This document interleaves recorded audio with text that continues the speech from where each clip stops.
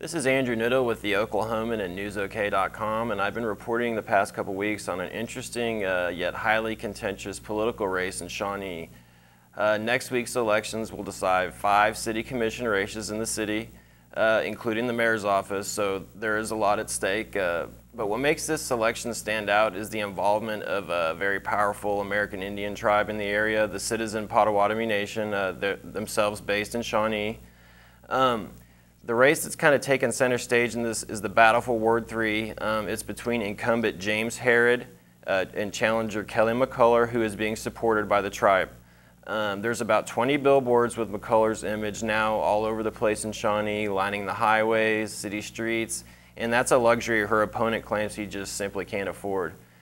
Because of this and some other things, some in Shawnee believe the tribe is using their substantial financial resources to kind of ensure that their candidates win their races. They claim the tribe wants to control the city commission so it can de-annex tribal lands that are now within Shawnee's city limits, and in the future possibly take other action that might hurt Shawnee itself.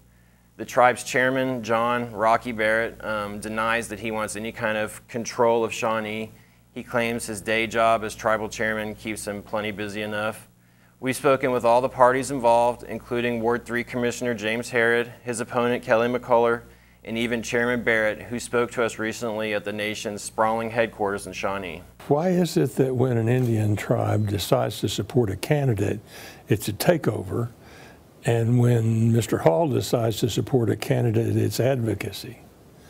I mean, that doesn't seem a fair way to look at it.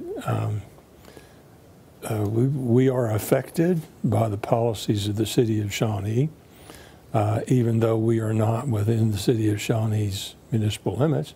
We are affected by them. We are neighbors. So we believe that the way we interpret the election statutes, that we're entitled to participate and help candidates that we believe are going to help improve what has become, because of Mr. Hall and several others, a difficult environment. Well, I'm up against, you know, he's got at least 20 billboards with my opponent's picture on them.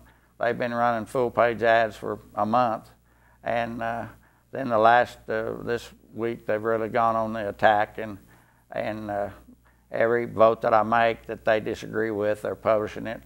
And they said I voted against economic development, but I didn't. I voted to continue it, hoping the Sac and Fox chief would meet with our city manager, because we had some mutual projects we need to get going. So after that time period, then we came back and I made the motion to approve the housing project they were working on.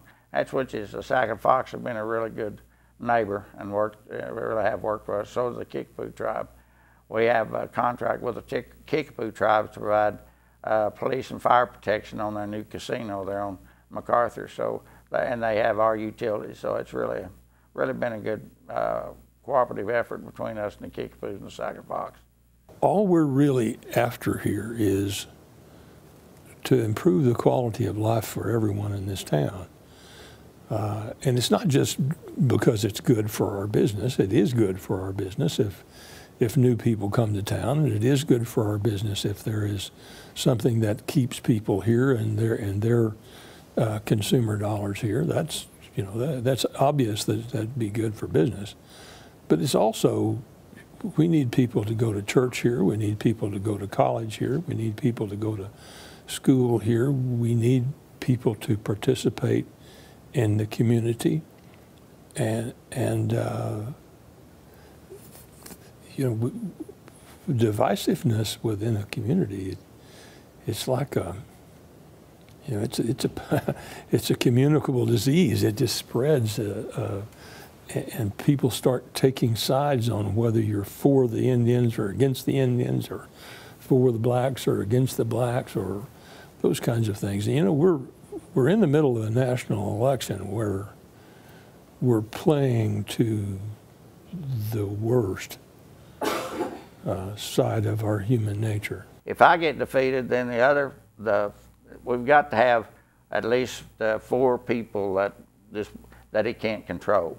So if I get defeated, maybe the other candidate, Ron Gillum, will win. So we already have 2 that didn't have an opponent, so the mayor and the commissioner from one of the other wards that wound up without opponents. So it's my race and his race. If he wins either one of those, then it's a 4-3 board again. So we have 4 people against 3 people, and we'll have another set of elections in 2 years. So we'll just have to go through all this again. Only, it won't be against me. It'll be against some other candidate. And anytime you have an unlimited budget, you can say and do and publish anything in the world. And I can only spend myself $1,000. I can afford to spend more, but I can't by law. I can only spend $1,000, and that's what I'm limited to. So that's what I'm up against. Get that unlimited money and my limit on my money.